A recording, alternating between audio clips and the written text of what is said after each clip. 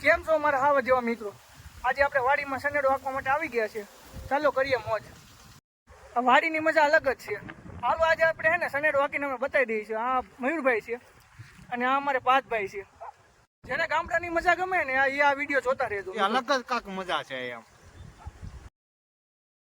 ઘાટે જોડ્યા હાથીડા ગાડામાં નાખી ઘર બને કાઢા હાલ્યા આ ખેડૂત